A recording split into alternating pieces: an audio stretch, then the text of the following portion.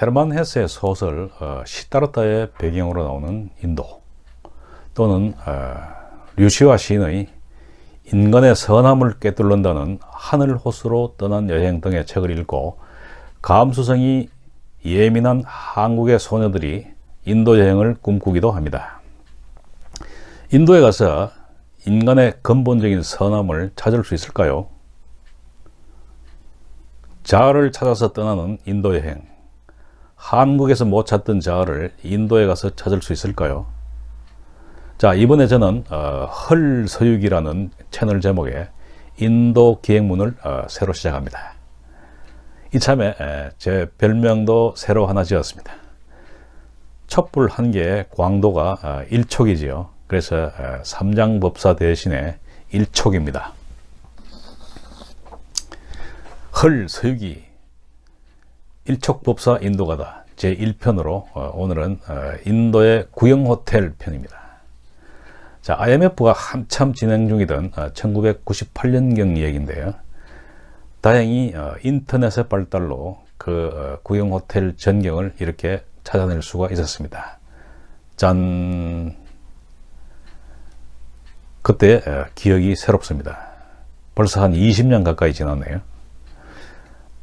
당시 포스코 인도 사무소 신규 개설 명령을 받고 그 준비를 위해 싱가포르 주재원으로 있던 저는 뉴델리로 날아갔습니다. 뉴델리에 있는 그 호텔 삼나트에는 삼성, 선경, LG 등 한국 대기업의 현지 사무소들이 호텔 방을 개조한 사무실에 입주해 있었습니다. 삼나트 호텔은 이름만 호텔이지 손님 받는 일은 거의 하지 않은 걸로 보였습니다. 처음에는 호텔로 출발했는데요. 하얏트, 힐튼 등 국제 호텔의 체인들이 들어오자 경쟁력을 상실하고 사무실 임대업으로 전환한 것 같습니다. 여기서 손님들이 오면은 힐튼이나 하얏트에 가지 누가 인도 구경 호텔에 가겠습니까? 그런데 그런 것들을 전혀 알턱이 없는 저는 호텔이라는 이름에 속아서 삼나트 호텔에 숙소를 결정하고 말았습니다. 자, 한 1kg 정도 되는 아령같이 묵직한 놋쇠 장식이 달린 열쇠를 받아지고 객실을 찾아갔는데 복도는 컴컴하고 복도 바닥은 때로 찌든 검붉은 카페트가 깔려 있었습니다. 참으로 음산한 분위기였습니다. 아마도 삼나트 호텔은 그때 제가 희귀한 숙박 손님이었을 겁니다. 자, 호텔 방에 들어가 있는데 곰팡이 냄새에 머리가 아파올 지경입니다. 그런데 누가 문을 노크를 합니다. 문을 열어보니 호텔 보이 같은데 새카맣게 생긴 친구가 뭐 도와줄 게 없냐고 이렇게 묻네요.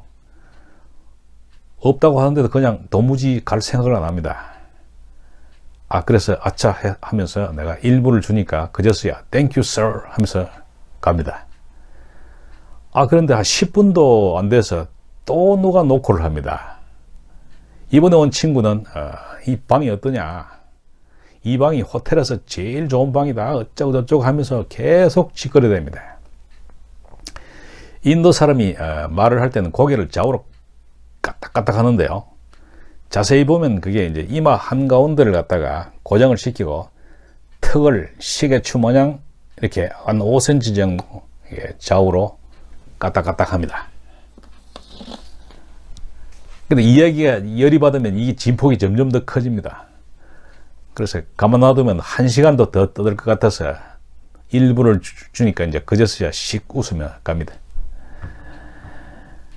자, 종업원들이 몇 달 만에 처음 손님을 보니 대목을 만난 모양입니다.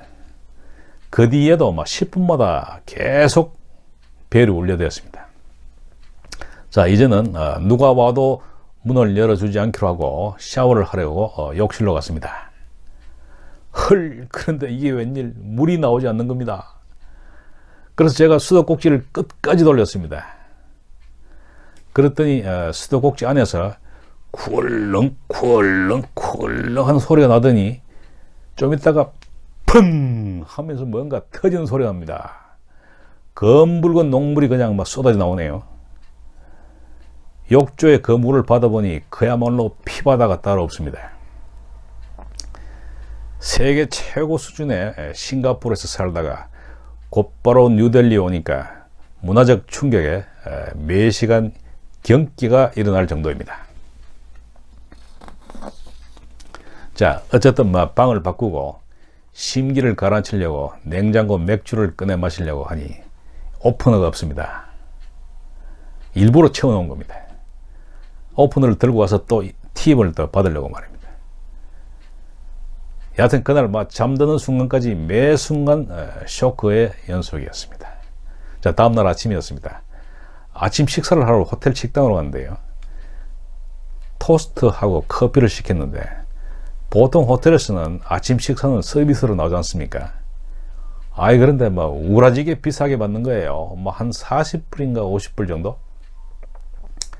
그건 그러다 치고 음식을 서빙하는 친구가 키가 한 2m 가까운데 산적 두목같이 수염을 시커멓게 기르고 우락부락하게 생긴 친구였습니다. 접시를 제 앞에 갖다 놓고는 옆에 붙어서서 도무지 갈 생각을 하지 않습니다. 제가 맛도 없는 토스트를 씹고 있는데 옆에서 그렇게 내려다보고 있으니까 매우 불편했습니다.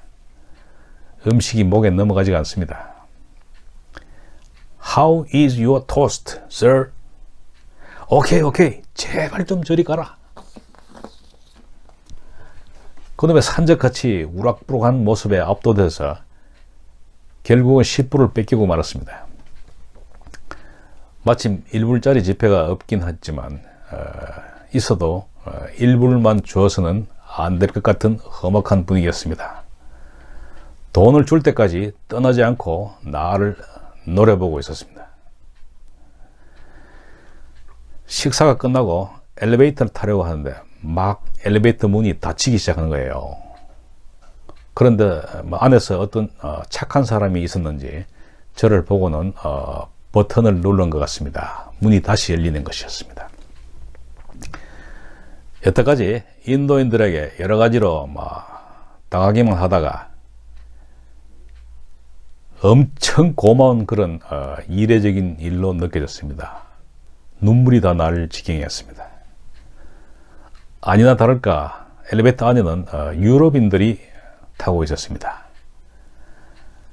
그래서 그냥 저도 땡큐 정도로만 했으면 끝났을 것인데 저도 모르게 한자숙어로 된 말을 읊조리고 말았습니다.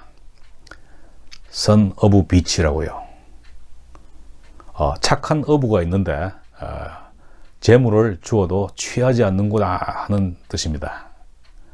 아주 착한 사람을 볼 때 하는 말입니다. 제 나름대로는 너무 고마워서 그 말이 튀어나온 것 같습니다. 그런데 그 말을 내뱉고 보니까 엘리베이터 안에 분위기가 한순간에 싸해졌습니다. 내가 실수를 했구나. 한자를 잘 모르고 영어를 하는 그 사람들이 이것을 들어볼 때는 해변의 아들이라고 하는 욕으로 알아들은 모양입니다. Son of bitch. 불사 이미 때는 늦었습니다. 뒤통수에 간지러움을 느끼는 저는 다음번 엘리베이터 문이 열리자마자 뒤도 돌아보지 않고 도망쳤습니다. 다음부터는 언어 선택을 조심해야지. 3개 국어를 하는 저로서는 무심결에 말을 뱉었다가는 큰일 날 뻔했습니다. 자, 이렇게 해서 인도 국립 삼낫 호텔에서부터 저희 인도 생활이 시작됩니다. 자, 오늘 말씀드린 내용은 앞으로 나올 이야기에 비하면 3발의 피에 불과합니다. 앞으로 이야기에 기대가 되신다면 구독 버튼을 눌러주시기 바랍니다. 더 재밌는 이야기를 가지고 여러분께 다시 돌아오겠습니다. 여러분 감사합니다.